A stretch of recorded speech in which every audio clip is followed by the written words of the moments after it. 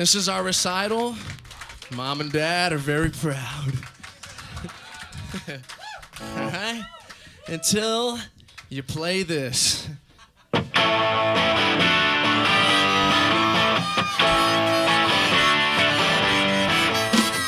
learn more about the time I nearly got caught squeezing avocados at a Now rally in Sacramento back in 1998. Wait a minute, those weren't avocados. Am I in some kind of trouble here? Look, maybe I should just talk to my lawyer. Again. Shit, Keith. But in the meantime, to learn more about the cigars and other libations enjoyed on tonight's episode, you can visit caocigars.com and shingubeer.com. And of course, that's Shingu with an X. To learn more about the time I nearly found myself starring in an Italian production of a Basic Instinct / RoboCop ripoff movie filmed in the Philippines, but when the producers wanted to chop off my ding-dong and replace it with a bunch of rusty circuit boards and a rubber snake, I jumped on a nearby fishing boat and got the hell out of there. And that's just the first chapter of my new book detailing my eclectic acting career, titled By the Skin of One's Keith: My Many Lives and Many Near Deaths in the Italo-Sleaze Film Industry, by Keith A. Howell. Available wherever crazy books about total fucking nonsense are sold. And in the meantime, to learn more about the cigars and other libations enjoyed on tonight's episode, you can visit VenturaCigar.com, FamousSmoke.com, and SanMiguelBrewery.com. When I say deep, I don't just mean deep, I mean really deep.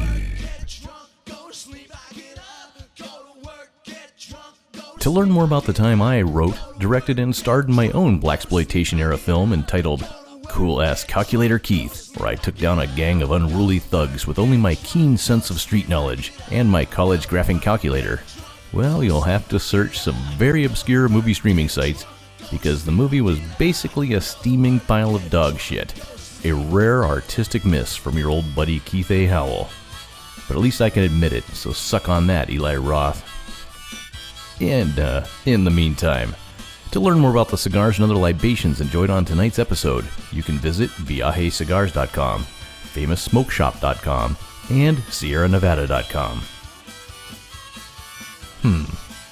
I thought we might actually get to hear about Denise Richards doing it with a dinosaur on this show. What a bummer. Thanks for nothing, you drunken assholes. Well, anywho, to learn more about the cigars enjoyed on tonight's episode, you can visit ovejanegracigars.com.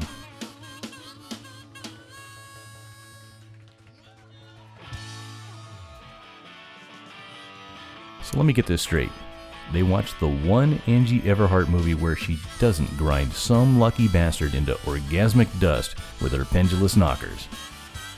Well, doesn't that just blow big old donkey dicks? What's next? Are they going to do a movie where Richard Greco bangs the hottest girl in Los Angeles and we only get to see him topless? Oh, wait, that was this movie too. Thanks for nothing, you useless jackasses.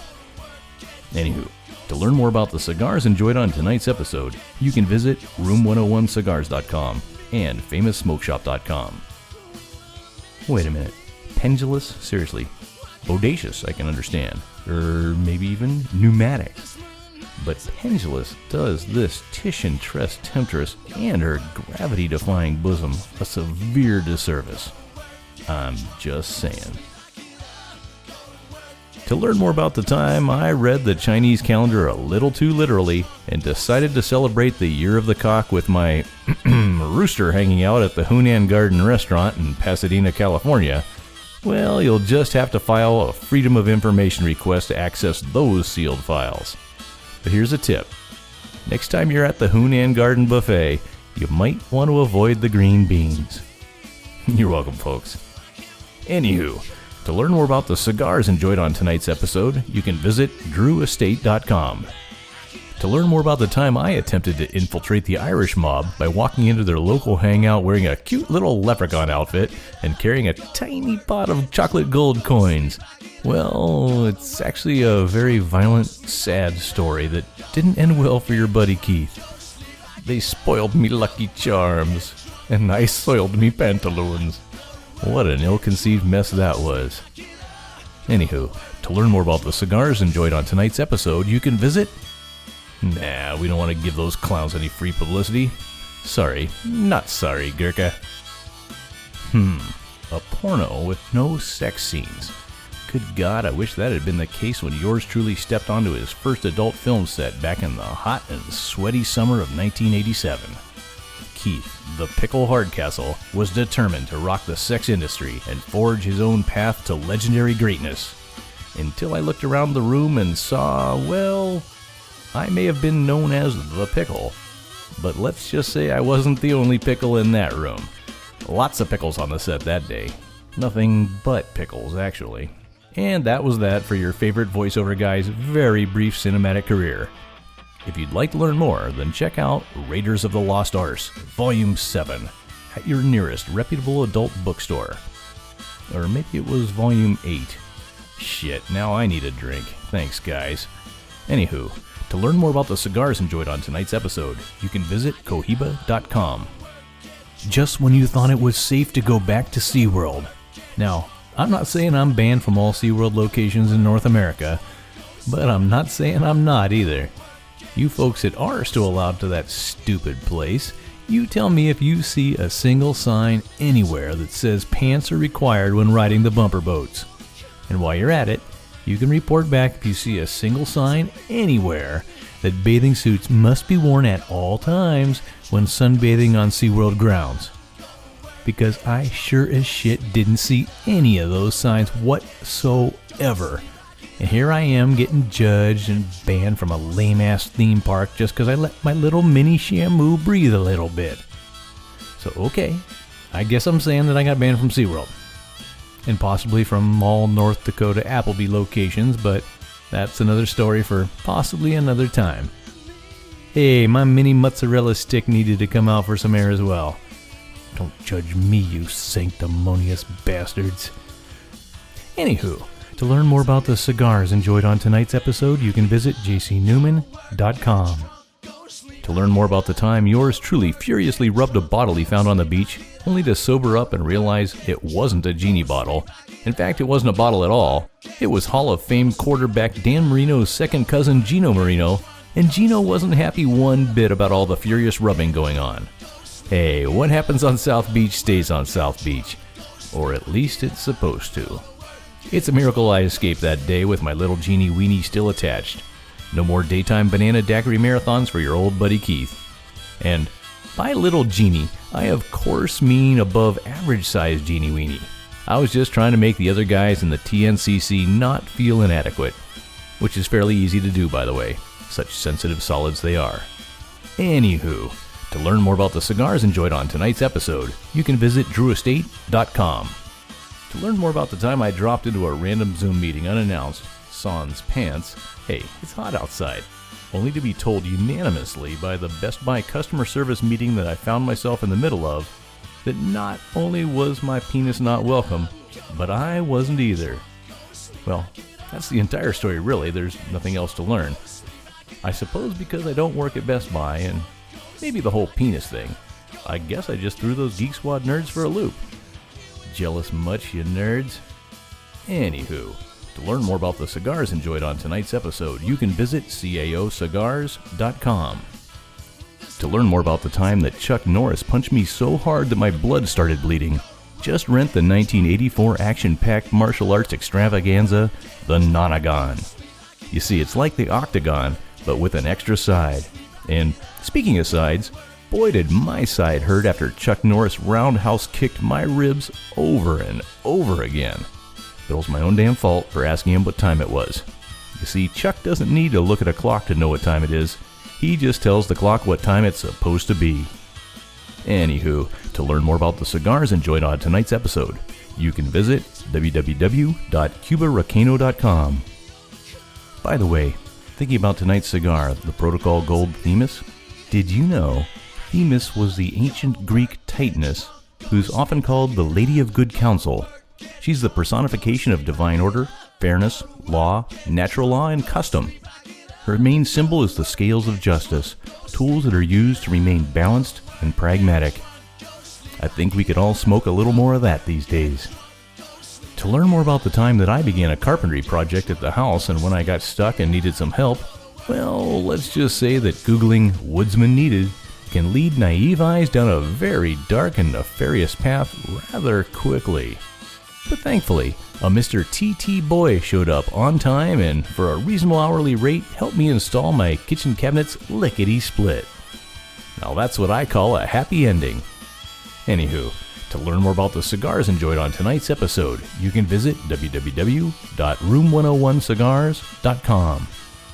We are one. We are one. To learn more about the time back in my early college days at Hemingford Technical Institute, when he who walks behind the rose slipped yours truly some really funky corn whiskey at a frat party in a transparent attempt to get a glimpse of he who lives in my underpants. But thankfully, that jerk was thwarted by she who knew exactly what was in my underpants.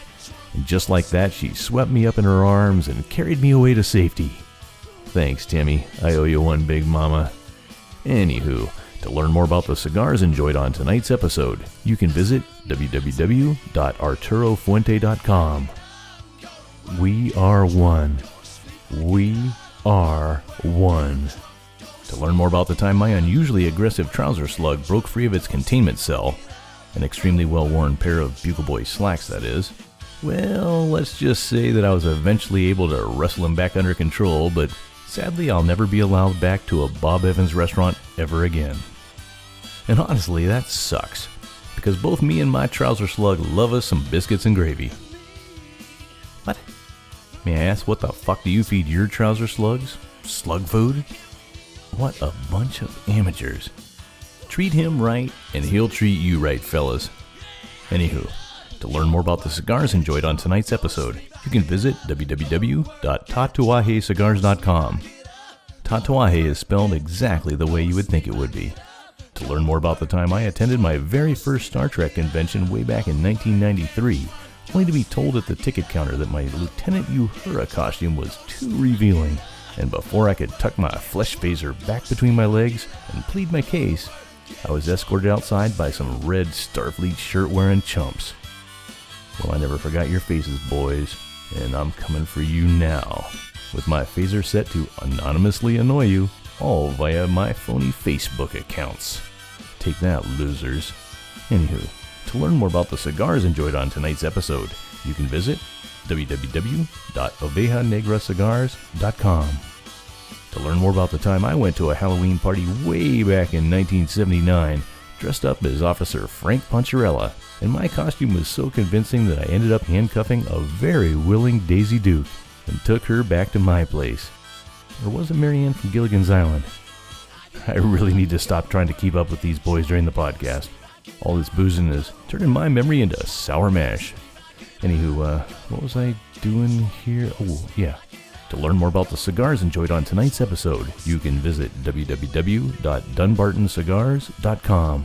To learn more about the time I got lured into a religious cult, sold all my belongings, and moved to Honduras only to find out that the leader wanted to chop off my ding-dong and give me a bowl-cut hairdo, well, I quickly tucked my sacred serpent between my legs and hightailed it back to the States.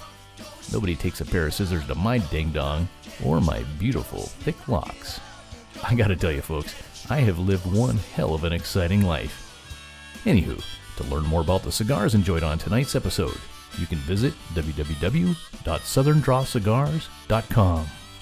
To learn more about the time I time traveled ahead to a dystopian future where there were mass riots, food shortages, violent unrest in the streets, and yet the ladies still stopped in their tracks and stood in awe whenever Keith A. Howell strutted his stuff down the boulevard in a perfectly pressed pair of Bugle Boy slacks.